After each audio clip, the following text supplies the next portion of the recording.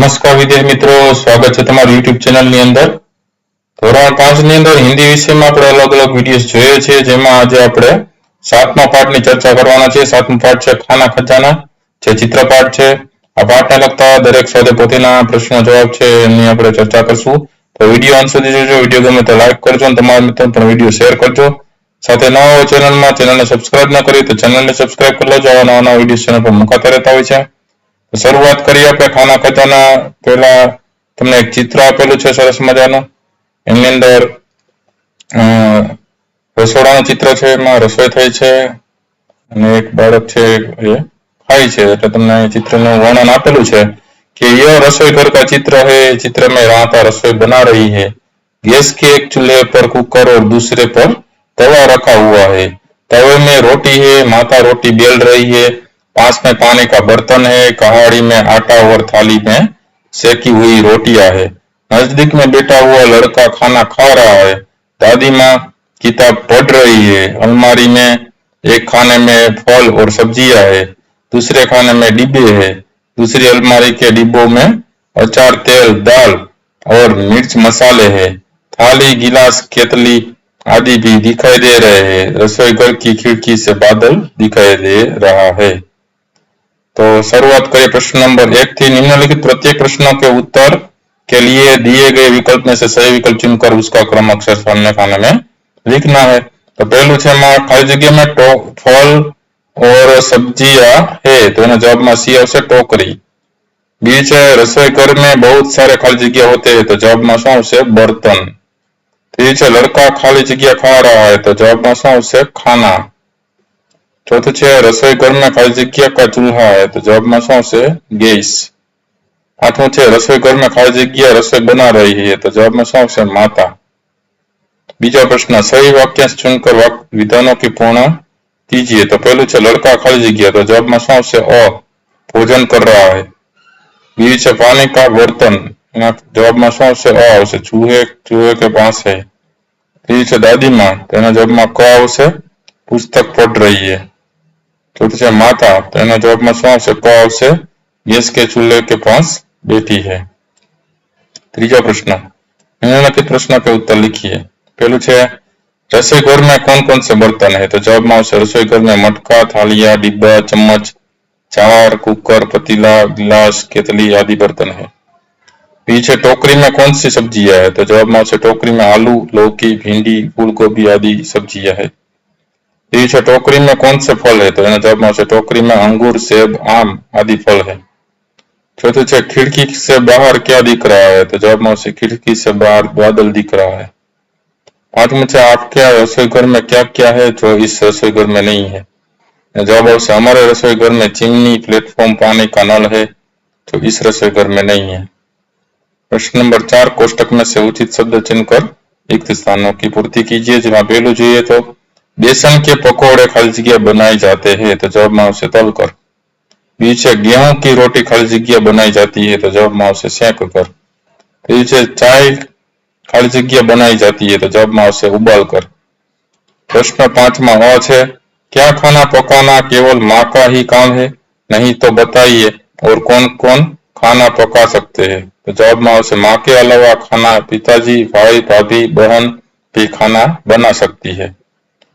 ब ની અંદર प्रश्न है रसोई बनाने में और घर के अन्य कामों में आप किस प्रकार मदद कर सकते हैं बताइए, तो जवाब में आवशे सब्जी काट कर, रोटी बेल कर, आटा गूंद कर, बर्तन साफ करके मदद कर सकते हैं। प्रश्न नंबर 6 पढ़िए, समझिए और उदाहरण के अनुसार लिखिए। उदाहरण से लड़का स्कूल जा रहा है, लड़के स्कूल जा रहा है। पहले से घोड़ा, तो घोड़ा घास खा रहा है।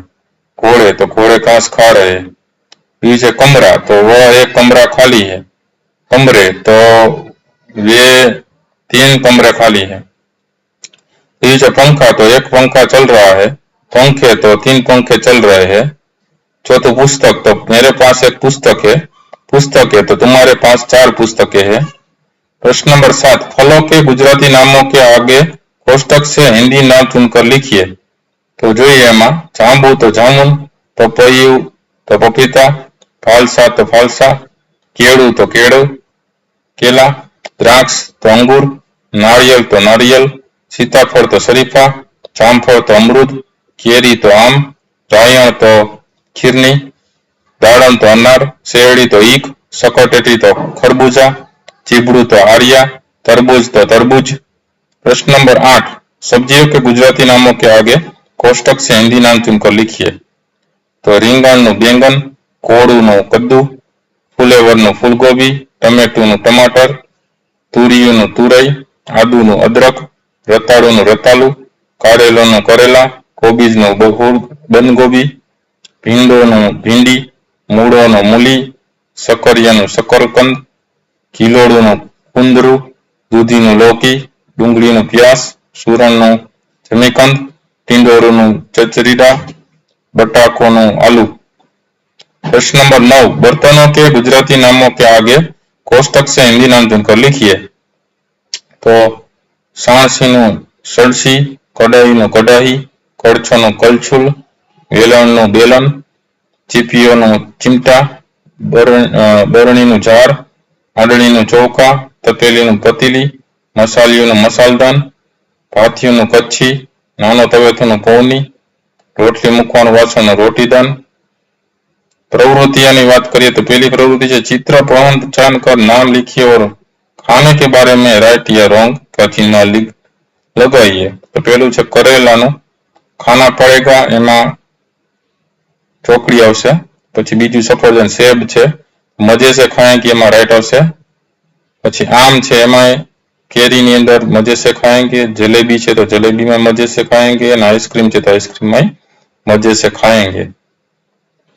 बीजू है कोष्टक से सब्जी हिंदी नाम ढूंढ कर नीचे लिखिए।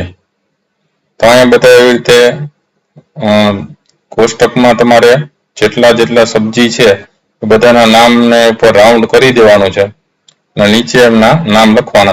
बरोबर। तो कुंदरू, लौकी, अदरक, भींडी, तुरई, जमीकंद, मूली, आलू, टमाटर, बेंगन, शकरकंद, फूलगोबी, बंधगोबी, चचरीडा, रतालू, कद्दू, प्याज ने करेला एटला आवशे। त्यार पछी त्रीजी प्रवृत्ति है नीचे दिए गए चित्रों को देखकर कहानी लिखिए। तो पहलू चित्र, बीजू चित्र आप्युं छे, पछी त्रीजू चित्र ने चौथुं चित्र आप्युं छे। तो एना आखी आपणे कहानी लखी सकीए कि कमलपुर नामक एक गांव था, उसमें एक बुढ़ा किसान रहता था। उनका नाम रामू चाचा था। रामू चाचा खेती करते थे। उनके 2 बेटे थे। उनके 2 बेटे आपस में झगड़ते रहते थे। रामू चाचा यह देखकर बहुत चिंतित थे। उन्होंने अपने बेटों को बहुत समझाया पर उन पर इसका कोई असर नहीं हुआ। एक दिन रामू चाचा को इस समस्या का एक उपाय सूझा। उन्होंने अपने दोनों बेटों को बुलाया। बड़े बेटे को लकड़ियों का एक गड्ढर लाने के लिए कहा। रामू चाचा ने दोनों को गड्ढर खोलकर एक एक लकड़ी तोड़ने के लिए कहा। दोनों लड़कों ने बड़ी आसानी से एक एक लकड़ी तोड़ डाली। अब दोनों बेटों को लकड़ियों का गड्ढर बारी बारी से तोड़ने को कहा। दोनों लड़कों ने खूब ताकत लगाई पर वे लकड़ियों का गड्ढर नहीं तोड़ सके। रामू चाचा ने उन्हें सीख देते हुए कहा, तुम दोनों मिलजुल कर रहोगे तो मजबूत बनोगे और लड़ते रहोगे तो कमजोर बनोगे। उसी दिन से दोनों भाई मिलजुल कर रहने लगे। रामू चाचा की खुशी का ठिकाना न रहा। प्रश्न नंबर 4, कोष्टक से अनाज के हिंदी नाम ढूंढ निकालिए और नीचे गुजराती के नाम आगे लिखिए। तो अहींया हिंदी नाम है बधा ऊपर राउंड करवानो छे, नीचे एना कोष्टक प्रमाणे जे गुजराती में नाम आप्या छे एनी सामे हिंदी लखवानुं छे। तो अड़दनुं उड़द, जुवारनुं जुवार, ચોખાનું ચાવલ, મગનું મૂંગ, વટાણાનું મટર, તુવેરનું અરહર, ચણાનું ચના, ઘઉંનું गेहूं, मकाईનું मक्का। प्रश्न नंबर 5 है प्रवृत्ति में फलों के चित्र इकट्ठे कीजिए और उन्हें यहाँ चिपका कर उनके नीचे हिंदी नाम लिखिए। तो आम, सेब, केला, अनार एवा तमारे कोई पण चित्र मेळवी अने नीचे एना हिंदी में नाम लखवाना छे। छठी प्रवृत्ति है अपनी मनपसंद के 2 फूलों के चित्र बनाइए और नीचे हिंदी नाम लिखिए। तो गुलाब ने कमल, बराबर, तमने जे गमता होय ए प्रमाणे तमे चित्र बनावी शको अने एना हिंदी नाम લખી શકો છો. ઇતના જાણીએ. કનેર એટલે કરણ, બારમાસી એટલે બારમાસી, ચંપક એટલે ચંપો, ગુલાબ એટલે ગુલાબ, સૂરજમુખી એટલે સૂરજમુખી, ચમેલી એટલે ચમેલી, કમળ એટલે કમળ, ગેંદા એટલે ગગોટો એટલે હજારીગલ, ગુડહલ એટલે જાસૂદ.